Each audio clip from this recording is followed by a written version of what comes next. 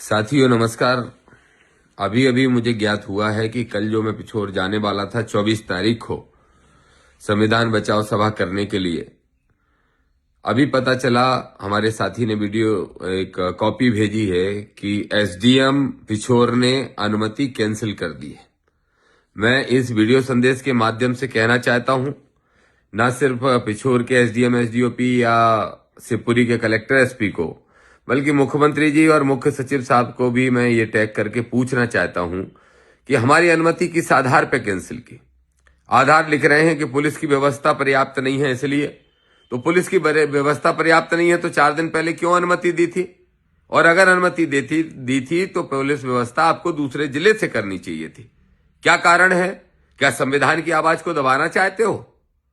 क्या बाबा साहब का सम्मान के लिए जो लोग लड़ रहे हैं उनकी आवाज को दबाना चाहते हो? दलित पिछड़ों के, अल्पसंख्यकों के, शोषित वंचितों की, आदिवासी भाइयों की, मानवतावादी सोच के लोगों की, संविधानवादी सोच के लोगों की आवाज को दबाना चाहते हो?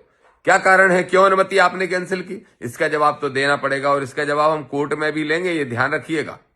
हम संवैधानिक लोग हैं, इसलिए उस अनुमति को जो आपने दिया है, क्योंकि कल का ही कार्यक्रम, अगर 4 दिन पहले कैंसिल कर देते तो हम कोर्ट भी चले जाते, हाई कोर्ट, और हाई कोर्ट से भी सवाल पूछवाने का काम करते कि जरा जवाब दो, और निश्चित रूप से कोर्ट से पनिशमेंट भी आप लोगों को होता।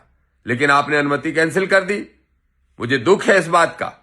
अगर हमें यह पता होता तो हम अनुमति मांगते ही नहीं, सीधा आंदोलन ही घोषित करते। और आज मैं चेतावनी से, चुनौती से कह रहा हूं कि जिस तरह से अनुमतियां जिलों के प्रशासन के लोग हमारी निरस्त कर रहे हैं, एक तरफ तो धीरेन्द्र शास्त्री को परमिशन देने के साथ साथ बड़ी व्यवस्थाओं में लगे हो, पूरा पुलिस बल वहां भेज देते हो, और दूसरी तरफ संविधान बचाओ सभा के लिए आपके लिए पुलिस बल तक नहीं है।